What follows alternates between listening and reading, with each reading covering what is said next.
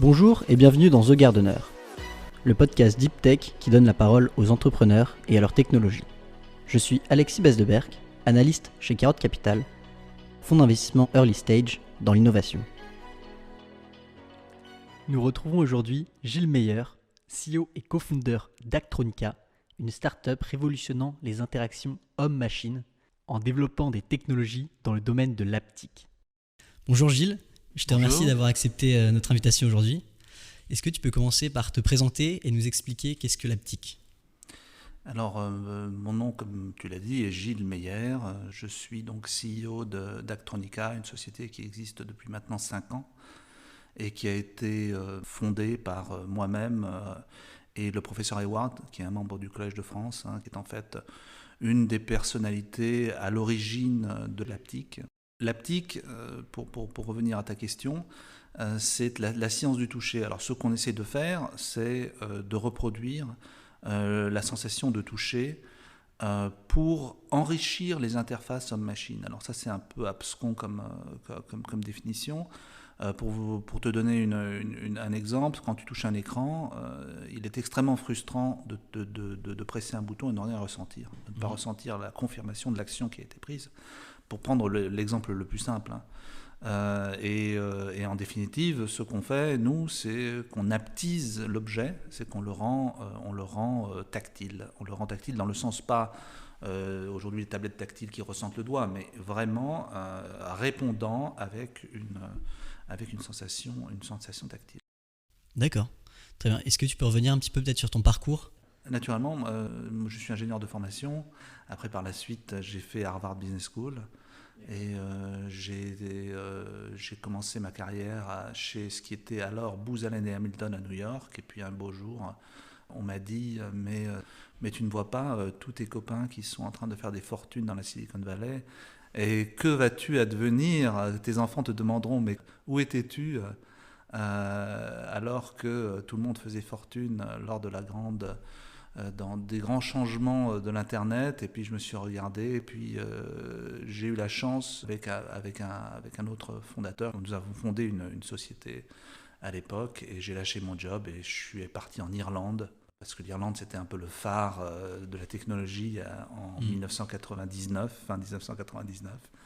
Et donc nous avons fondé notre première société là. Et puis par la suite, cette société est devenue Vox Pilot, qui était une société de reconnaissance vocale. Et par la suite, elle a changé dans ce qui était une société qui était plutôt basée sur les télécoms et les centres d'appel.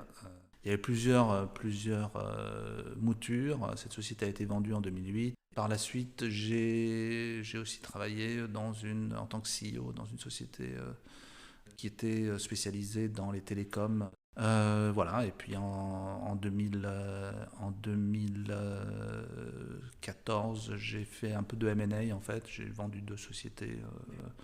Et puis nous avons eu la possibilité justement de créer cette société en 2016.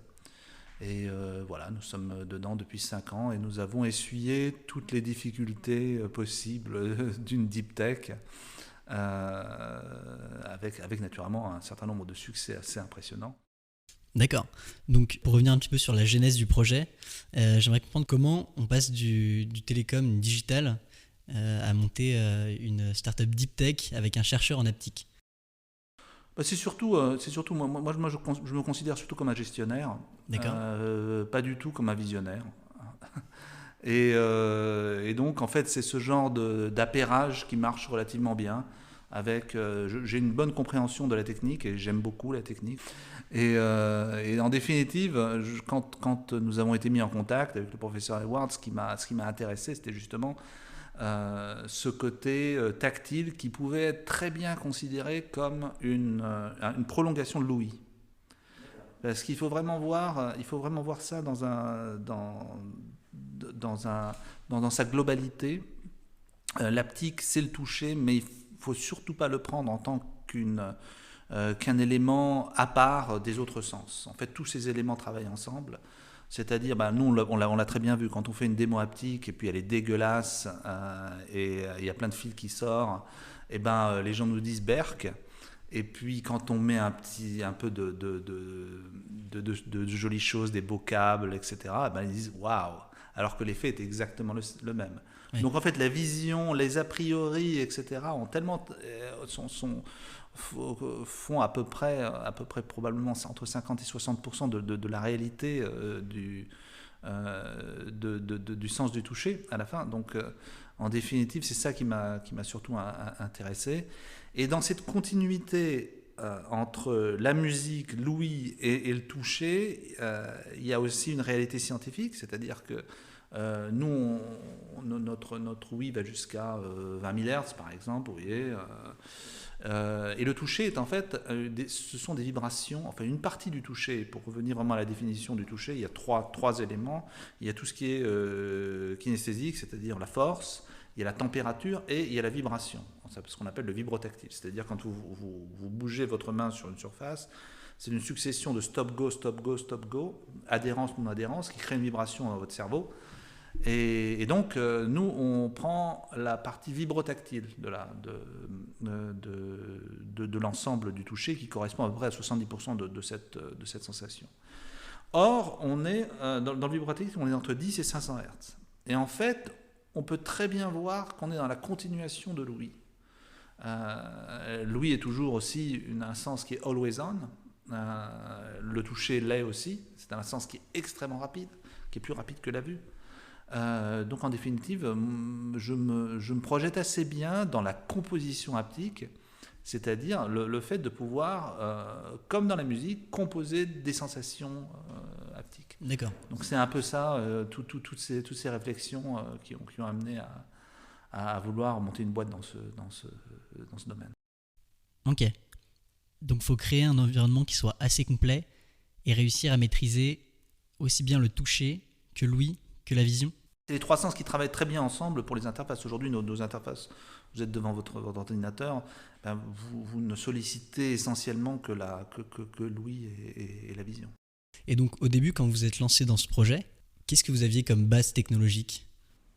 Alors au début, on est vraiment une très très belle, un très très bel exemple d'une technologie qui sort de l'université, puisque notre premier brevet est un brevet qui est licencié à la SAT.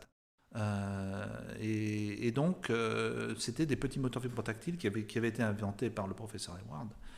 Et donc, c'était la première brique qui nous a permis, après, de construire. Alors, il faut voir que l'haptique, c'est quelque chose qui existe depuis longtemps. Hein. Quand vos téléphones faisaient bzz, votre Nokia, ça pouvait être considéré comme de l'haptique. Par contre, c'était monofréquentiel et c'était relativement désagréable. Mais ça avait une fonction d'alerte. Or, avec l'augmentation des capacités de calcul, surtout en embarqué, on arrive maintenant à avoir des temps de réponse qui sont extrêmement courts. En dessous des 10 millisecondes, les 10 millisecondes, si vous allez au-dessus des 10 millisecondes, en fait, vous avez perdu l'effet haptique. Donc en définitive, maintenant, en 2016, on s'est dit, mais c'est le moment d'y aller, parce qu'en fait, on a la capacité de calcul et la capacité de réponse pour pouvoir justement créer des vibrations qui sont parfaitement synchronisées avec la gestuelle. La gestuelle, c'est-à-dire la position et l'accélération. Et du coup, votre technologie donc, se base sur des micro-vibrations. Comment, à partir de ces micro-vibrations, vous pouvez simuler par exemple une texture ? Alors, la texture alors, si on veut classifier les choses, on va les classifier en enfoncement, type bouton. Il y a un certain nombre de caractéristiques qui vont faire que vous avez l'impression de vous enfoncer et vous avez l'impression d'avoir un déclic. Après, vous avez les textures, comme vous le dites. En fait, la texture peut être complètement synthétique, c'est-à-dire on envoie un signal qui correspondrait à une texture. Quand vous touchez, on peut penser que vous touchez à du papier de verre, par exemple. C'est des choses synthétiques. Et après, il y a des choses que nous allons sampler, échantillonner. Donc on va avoir des doigts physiologiques en fait, qui vont toucher et qui vont créer un profil et qu'on va essayer de rejouer. Et là, on est dans la problématique que quand on rejoue quelque chose qu'on a échantillonné, c'est plus la même chose. Parce qu'en fait, ça dépend de l'objet sur lequel vous allez le jouer. D'accord ? Donc à ce moment-là, il y a une correction qui doit être une correction software qui doit être effectuée pour arriver justement à tenir en compte des caractéristiques particulières de l'objet sur lequel vous jouez. Ça peut être un écran, ça peut être une smart surface, voilà. Ok, donc beaucoup de paramètres à prendre en compte. Est-ce que tu aurais un cas d'application concret que vous auriez déjà développé ? Nous avons développé une veste haptique qui est extrêmement intéressante puisqu'elle permet de ressentir de façon immersive tout ce qu'on pourrait ressentir dans le monde physique. Alors, je sais si tu as vu le Ready Player One, 2038 dans un monde ignoble, complètement de la nature n'existe plus. Les gens s'échappent dans la réalité virtuelle et enfilent ce soute. Et en définitive, on est un peu en train d'aller vers là. Il y a pas mal de problématiques dans lesquelles nous sommes très très bien placés. C'est notamment tout ce qui est spatialisation des effets. Nous allons sortir cette veste de façon générale en mars de l'année prochaine. D'accord. Dans quelques années, on pourra un peu revivre ce film de Spielberg dans la réalité en utilisant votre technologie. Absolument. Et ça fait quand même beaucoup de choses du coup que vous devez gérer. Il y a le hardware, le software. Maintenant la partie du coup technique, fibre technique. Voilà, absolument. Et donc vous voyez, en fait, on a plusieurs chapeaux. Pour en revenir à cette histoire de deep tech, dans notre cas, on a une technologie qui est extrêmement algorithmique, etc. Mais derrière, on est quand même dans le physique et il faut qu'on fasse du hardware. Et là, on tombe dans les travers de ce genre de projet. C'est le manque de moyens, le fait qu'on est dans la pure mécanique. Et une industrialisation aussi qui est importante à partir du moment où on veut avoir un actionneur, on appelle ça les actionneurs, les petits vibreurs, qui a un prix qui ne soit pas prohibitif. Il faut les faire sur des lignes automatisées. Des lignes automatisées, ça coûte plus de 2 millions d'euros pour arriver. Et bon, après, il faut arriver à avoir les marchés derrière pour pouvoir justifier d'investissements aussi importants. D'accord. Et du coup, c'est quoi l'objectif à terme pour Actronica ? Alors, l'objectif à terme pour Actronica, c'est de licencier sa plateforme. La partie hardware, on est encore relativement dans l'expectative parce que pour l'instant, nos vibreurs brevetés sont meilleurs que ceux qui sont mass-produced. Mais c'est un métier différent. Nous, on veut plutôt aller vers la plateforme et les effets, parce que la valeur ajoutée à la fin, elle sera dans les effets. Il faut arriver à créer des effets qui créent cette illusion d'haptique de façon crédible. Et c'est pas facile.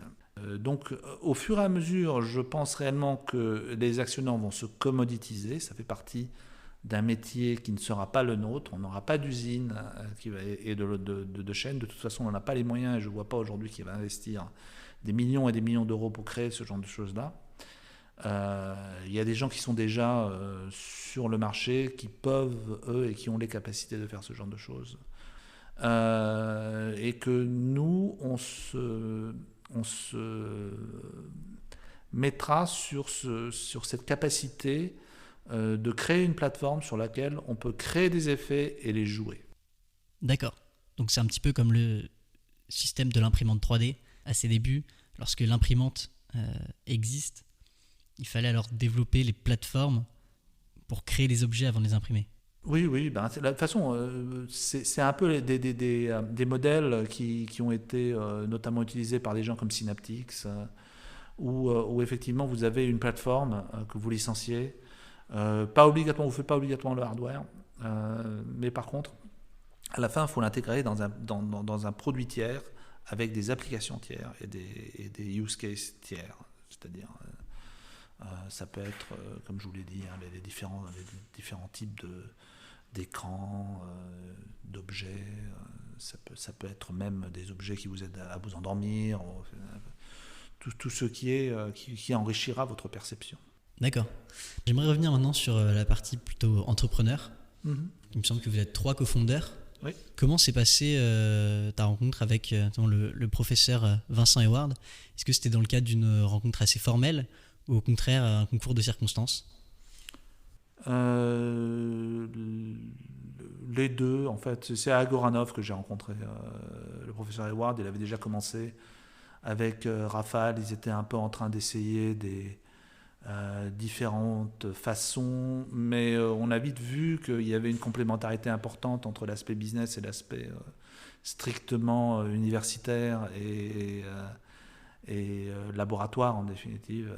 Et voilà, c'est un peu comment on s'est vu. Moi, je l'ai rencontré, j'étais très impressionné par la technologie et tout ce qu'il faisait. Et voilà. En définitive, pourquoi est-ce qu'on est trois? On est trois parce qu'il y a un scientifique à proprement parler. Il y a une personne, notre CTO, Rafal Pijewski, qui est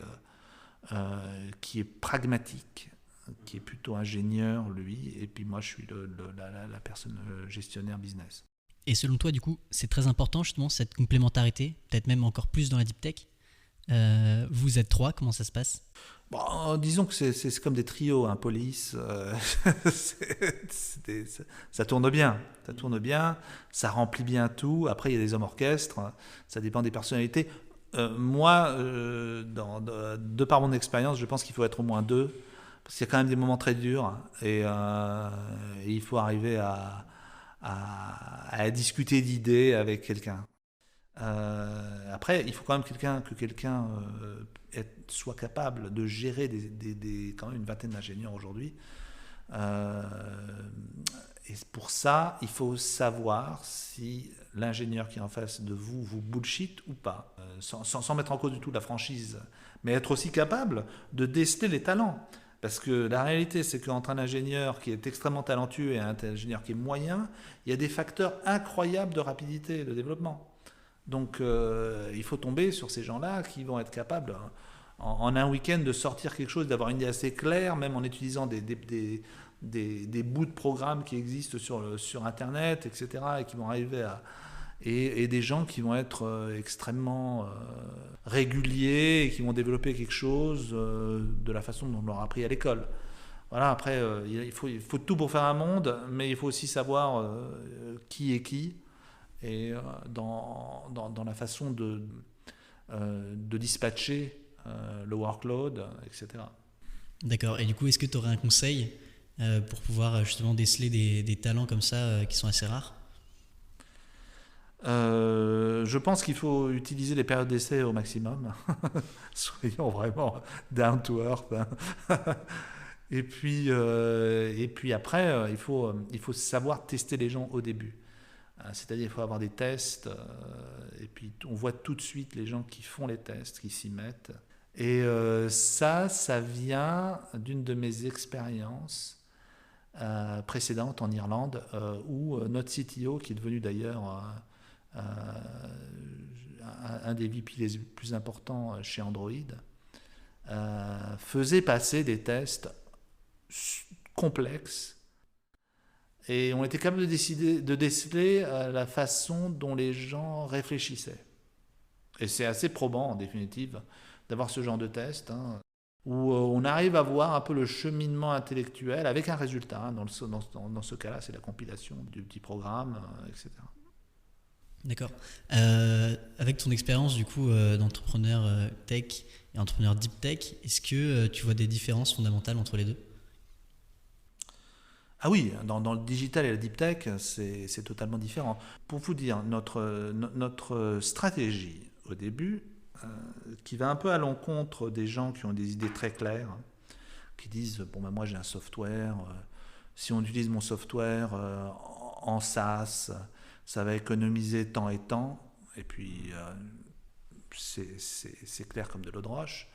Nous, on est dans un milieu où, on n'est pas un must-have la plupart du temps, on est un nice-to-have, on n'économise rien du tout, on coûte très cher, et la valeur ajoutée perçue n'est pas encore culturellement acquise. D'accord? Donc en fait, on joue un jeu de longévité. ici. Souvent, on nous pousse à dire mais vous faites trop de choses, faites une chose bien. Et moi je dis non, attention, on est encore sûr de rien. Et moi j'ai pas envie de cracher la boîte parce que je sais que la boîte elle est bien. C'est une stratégie comme une autre. Pour l'instant elle est relativement payante parce qu'on est là depuis maintenant 5 ans et qu'on a levé en tout 2,4 millions d'equity. Mais je vous dis encore aujourd'hui, je commence à voir au bout de 5 ans là où ça commence à prendre. Parce que aujourd'hui encore, des applications haptiques en tant que telles qui ont été intégrées dans des produits mass market, il n'y en a pas des tonnes. Il y a 2 casques de gaming et Apple qui naturellement est franchement un précurseur sur ce sujet. Et alors l'étape d'époque est beaucoup plus longue en définitive dans nos métiers. D'accord, donc dans la deep tech, faut pas se sectoriser forcément directement. Quand on a une technologie qui peut être dans différents secteurs, faut attendre de voir où sont les cas d'application qui arriveront le plus vite. Oui, c'est ça. Alors je parle pour mon clocher. Il y a de nombreux entrepreneurs avec qui j'ai pu discuter qui m'ont dit que, alors il y avait évidemment une grosse partie de travail, mais il fallait aussi savoir provoquer la chance. Est-ce que toi, à un moment, tu as ressenti peut-être ce coup de pouce, ce prospect, cette personne que tu as rencontrée qui t'a aidé dans ton projet ? On l'a eu plusieurs fois. On a été chanceux plusieurs fois. Et là, on est en train d'être chanceux aussi. Je tairai les détails de notre chance. Mais c'est... The stars are aligned.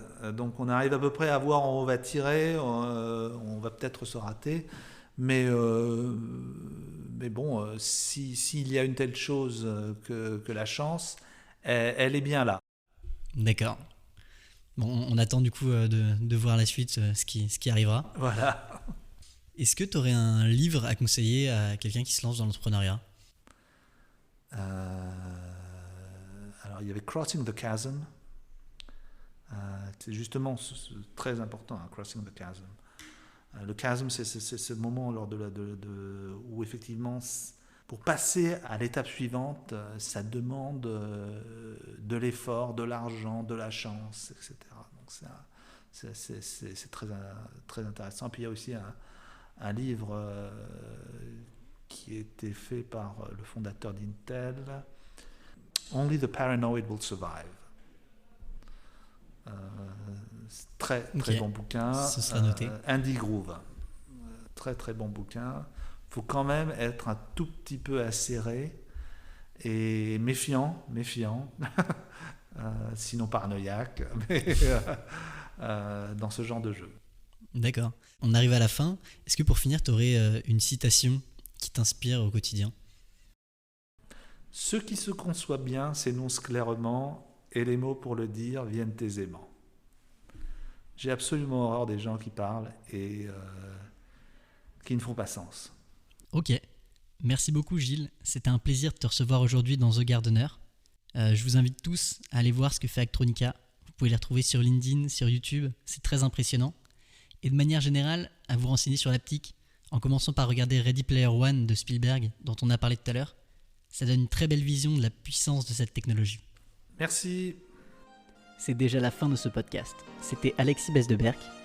Si vous l'avez aimé, n'hésitez pas à le partager autour de vous et à mettre 5 étoiles sur Apple Podcast.